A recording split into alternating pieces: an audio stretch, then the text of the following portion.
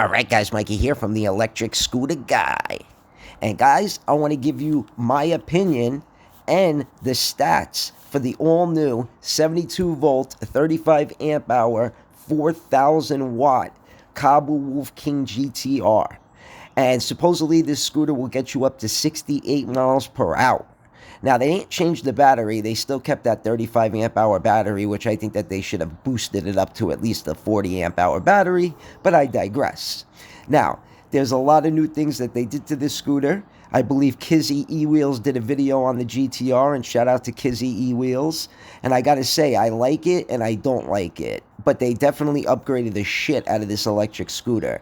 I mean, I thought they did a lot of upgrading to the GT Pro, but they did even more for the GTR. And although I like some of the changes that Kaabo made, there's a lot of changes that I don't like. And we're going to start off with the all-new height of the scooter. And yes, I said the new height of the scooter. It got even bigger and higher off the ground. They raised the rear swing arms, as you can see in the picture.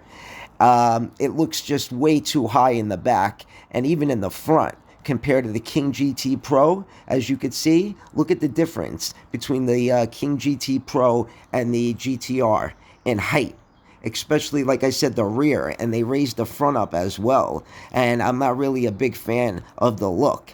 And I also don't like the way the rotors look, with the rotors on the opposite sides. I'm used to Kaabo having the rotors on the same side, so I'm not really a big fan of that whatsoever. But the deck has been raised about 30 millimeters or 1.2 inches off the ground. So you really feel like a king when you're riding this electric scooter. But I don't like the look. It's just too high. And the reasons why they did this is to fit, so you could fit a bigger tire on there. And so the travel, you got more travel. And it's basically more for off-roading. So if you're into off-roading, this is definitely the electric scooter for you. But I'm not a big fan of the way it looks, especially with the rotors on the opposite sides. It doesn't look that good. And it's just a little too high off the ground for me. Like I said, you're going to need a fucking ladder to get up on this scooter. I mean, if you like off-roading, I would go with this electric scooter.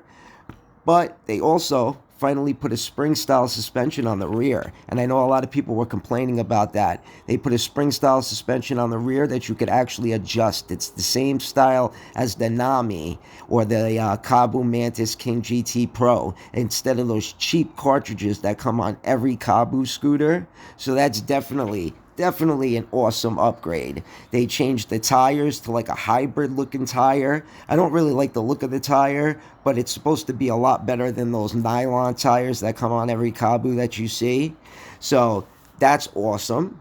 They also put a removable battery on this electric scooter because it is heavy as fuck. It's 138 pounds. That is a huge electric scooter. But if you remove the battery, you could get like 35 pounds. You could take like 35 pounds off the scooter or more. So that'll knock a lot of weight off the scooter. But still, 138 pounds is a heavy scooter. I thought my Kaabo Wolf Warrior 11 Plus was heavy, and that's only 101 pounds.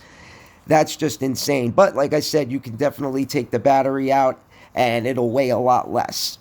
Now, the rear lights are still the same. They're still smoked out. I don't like that.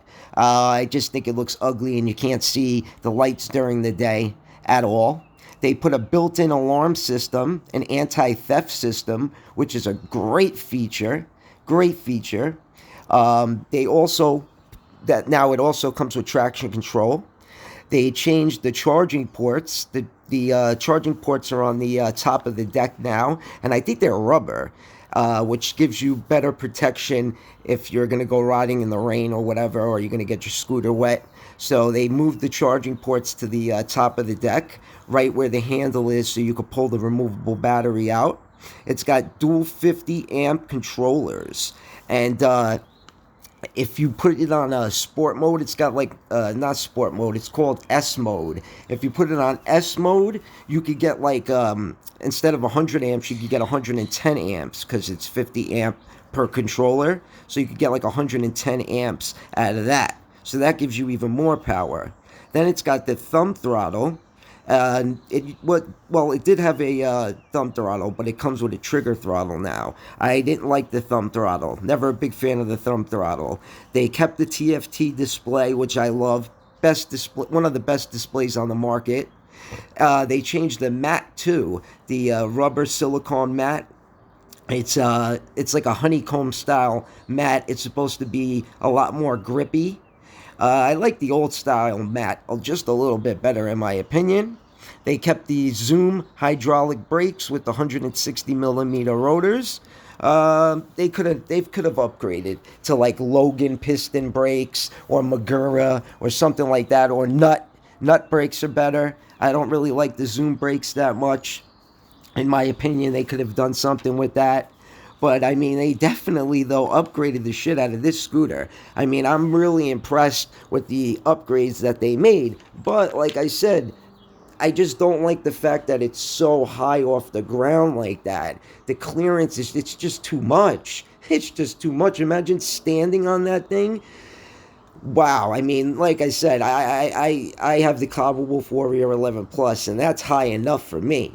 But look at the trigger style speedometer, or whatever the hell you want to call it. I think it looks ugly. I think it's really ugly looking. Looks very cheap as well. But the TFT display is awesome. But let me know what you guys think about the 72 volt 35 amp hour Kaabo Wolf King GTR, because it's going to be fast as fuck. I'm going to tell you guys right now, it's probably going to be the fastest production scooter besides like the Ryan.